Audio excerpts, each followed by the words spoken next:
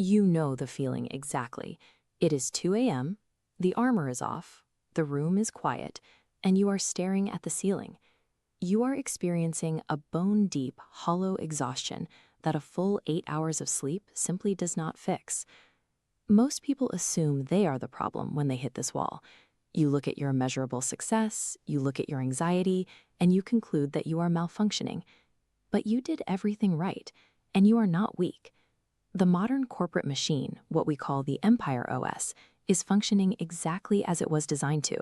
It takes your unique gifts, monetizes them, and forms you to be endlessly useful to the machine itself. Your burnout is the predictable result of an operating system engineered to optimize corporate output over human survival. To understand the exhaustion, we have to look at the hardware.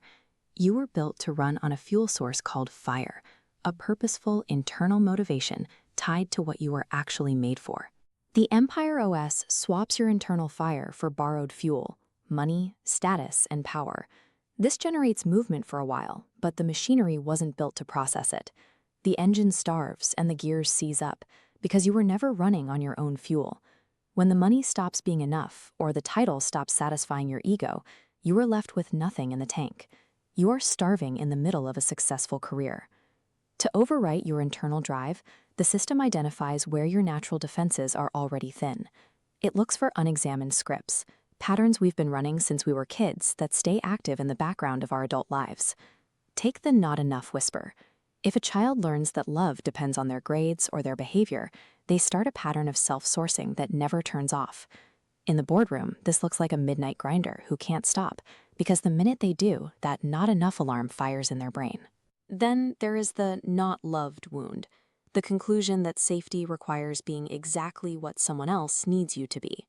An adult running this childhood survival strategy becomes the person who can't say no to an unreasonable request, absorbing everyone else's anxiety just to secure a sense of belonging. The modern workplace finds these exact insecurities and builds a productivity system on top of them. It sells the next promotion as the cure for not enough, and offers a seat at the table to those who perform well enough to stay in the room. The empire has weaponized these survival strategies for corporate gain, turning high-performing ambition into a form of fear. This systemic hack is a modern version of an ancient pattern. In the Genesis narrative, the tree of life was planted in the dead center of the garden, constant, accessible, and free.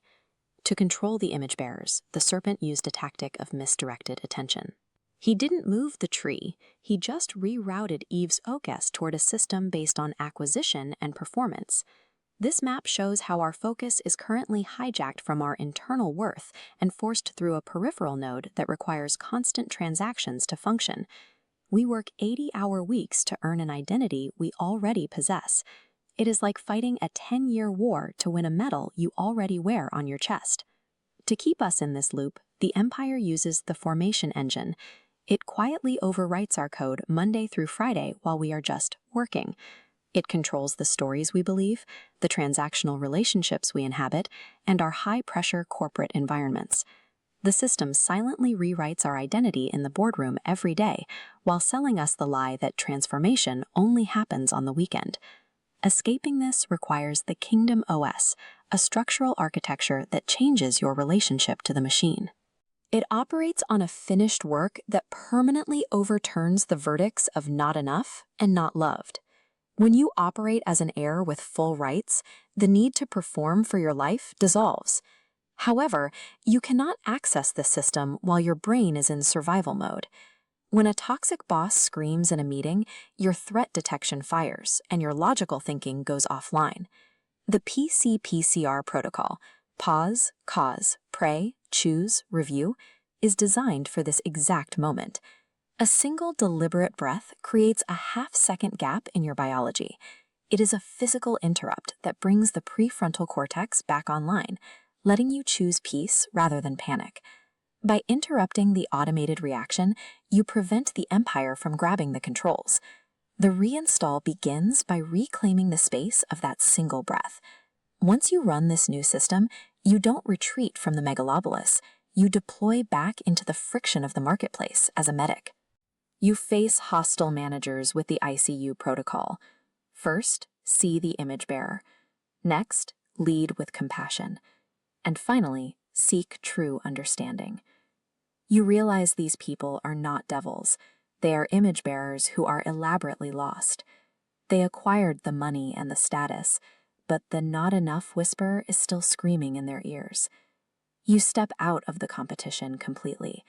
You cease starving for borrowed success and become a source of life right in the middle of a corrupted machine.